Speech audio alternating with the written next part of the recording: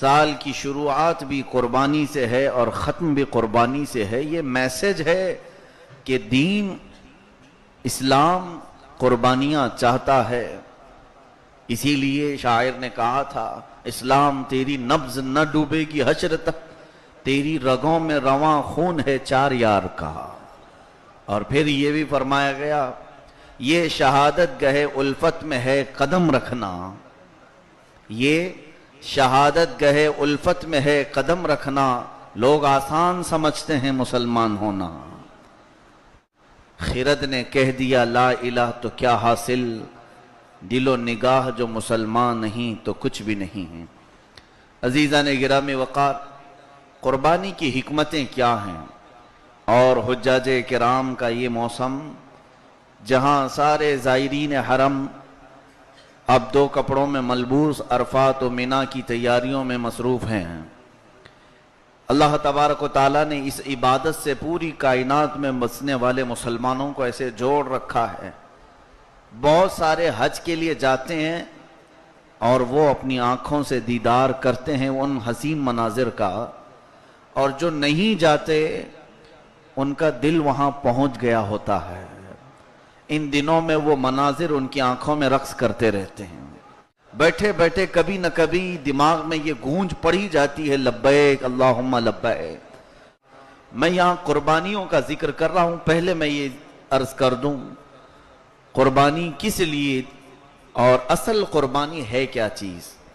ایک جانور خریدنا، بکرا ہو، بیل ہو، اونٹ ہو، یا کوئی جس کی شریعت نے حکم دی ہے، ان جانوروں کو لانا اپنے پیسوں سے اور اس کو قربان کر دینا اور اس کے گوشت کو بانٹ دینا، خود کھا لینا، رشتہ داروں میں تقسیم کرنا، اسی کا معنی قربانی.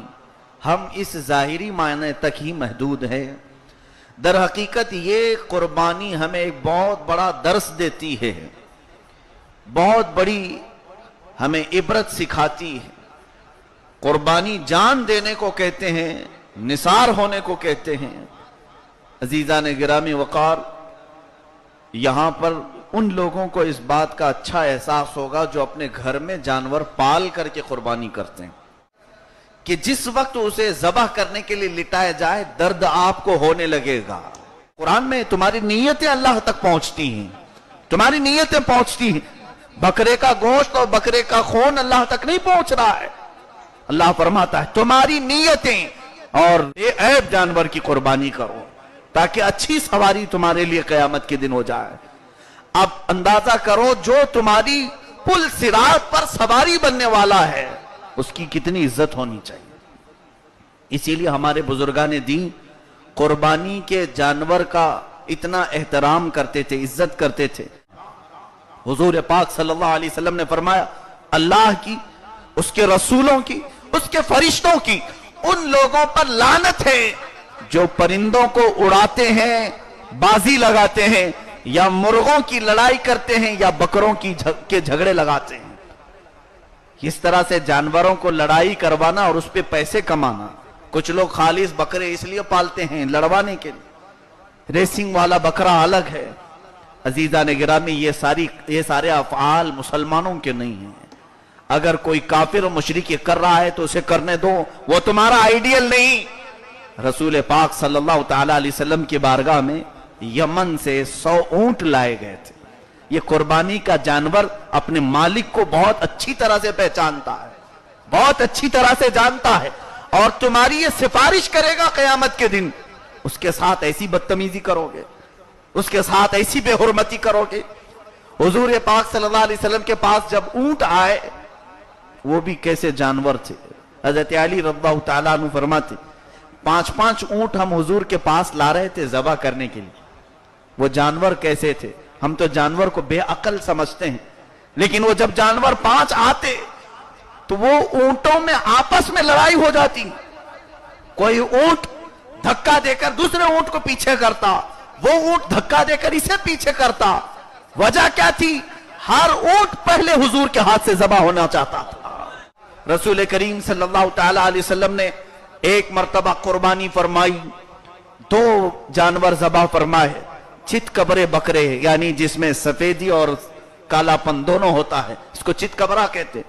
हदीस पाक में 2 बकरे ज़बह फरमाए, पहली कुर्बानी अपनी तरफ से की और दूसरे बकरे की कुर्बानी अपनी पूरी उम्मत की तरफ से फरमाए, पूरी उम्मत की तरफ से फरमाए। जो न भूला हम गरीबों को रजा, याद उसकी अपनी आदत कीजिए। हम तो पैदा भी नहीं हुए थे, हमारे नबी सल्लल्लाहु अलैहि वसल्लम ने अपनी कुर्बानी में हमें भी शामिल फरमाया। तो आज जिसकी इस्तिताअत है वो कुर्बानियों में अगर बड़े का हिस्सा लेता है तो एक हिस्सा मेरे रसूल के नाम से जरूर ले, मेरे आका सल्लल्लाहु अलैहि वसल्लम के नाम से भी वो कुर्बानी करे। कुर्बानी के जानवर के हर चीज का अदब भी करो। अल्लाह की राह में गया है, ये अल्लाह की राह में कुर्बान हुआ है, उसके सींग, उसके चमड़े, हत्ता के फिक़ह की किताबों में यह तक लिखा है उसके चमड़े को फेंक ना दिया जाए बल्कि अच्छे कामों में इस्तेमाल किया जाए। ये तमाम चीजें तो हमने अक्सर खत्म कर दी और यही सारी चीजें हैं जो आज गैरों को हमारी तरफ उंगली उठाने का मौका मिला। मैं यहां पर उन तमाम बुरी बातों से रोकना चाहूंगा जो नालियों में, सड़कों पर, गटरों पर जानवरों के फजलात फेंके जाते हैं। उसके लिए अगर म्यूनिसिपैलिटी इंतजाम करती है तो उसका आप भरपूर इस्तेमाल करें और उनके चमड़ों का भी अदब करें। सींग और खुर को भी गटर नालियों में न फेंकें, बल्कि उसको अगर म्यूनिसिपैलिटी की गाड़ी ले जाकर किसी जगह डंप करती है तो ठीक है, और दफन करने की हमारे यहां अगर जगह नहीं है तो हम इस हालत में मजबूर हैं डाल दें। ये तमाम आदाब जब तक कुर्बानी के हमारे अंदर ना आएंगे, कुर्बानी के फायदे हमें नहीं मिलेंगे, कुर्बानी की जो बरकतें हैं वो नहीं मिलेंगी। साथ ही आखिरी बातों में ये भी अर्ज करूंगा, कुर्बानी का गोश्त यकीनन हम सब बड़े शौक से खाते हैं, लेकिन इसमें सबसे पहला हिस्सा उन गुरबा और मसाकीन का है, और किसी गरीब को गोश्त नहीं पहुंचा तो सारे लोगों की कुर्बानी मशकूक हो जाएगी, मुअल्लक हो जाएगी। एक बेवा या एक यतीम गोश्त लेने से रह गया और उसके दिल से दुख भरी आवाज रब तक पहुंच गई तो सारों की कुर्बानी बीच में लटका दी जाएगी, कबूलियत के मकाम पर नहीं पहुंचेगी। इसलिए सबसे पहला हिस्सा है उन लोगों को तलाशो और उन तक पहुंचाओ। और आप तो साल भर गोश्त खाते ही रहते हैं, कौन है हम में जो नहीं गोश्त खाता है? सब खाते हैं।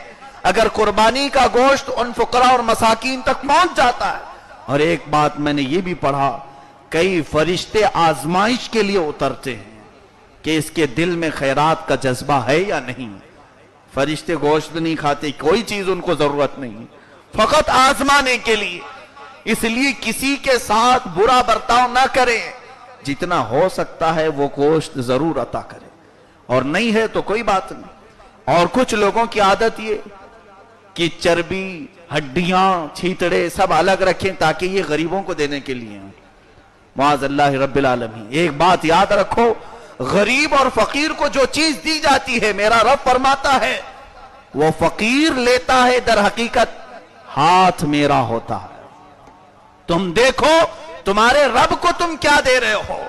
यह हदीस पाक में बनी आदम जो खैरात करता है फकीर को, सामने फकीर होता है, दस्ते कुदरत अल्लाह का होता है। मैं लेता हूं उसकी खैरात को और मैं पालता हूं उसकी खैरात को, रब फरमाता है। तुम सोचो कि तुम अपने रब को क्या दे रहे हो। इस चीज का हमेशा मैं खैरात के मामलात में भी इसको बयान करता आया हूं। अल्लाह की बारगाह में देने वाली चीजें अच्छी हो, हाँ हमारे खाने के लिए अगर कमतर भी रह गई तो कोई हर्ज नहीं। इन तमाम चीजों का ख्याल रखें, कुर्बानी की बरकतें जरूर मिलेंगी, लेकिन ज़बा के वक्त इस साल ये नीयत जरूर करना कि ऐ खालिक़ अर्ज़ो समा, ऐ खल्लाक़ कौनो मकान, मेरे अंदर जितनी बुरी आदतें हैं मैं इस कुर्बानी में उसे ज़बा कर रहा हूं। इंशाअल्लाह ये नीयत तुम्हारी रब तक पहुंचेगी।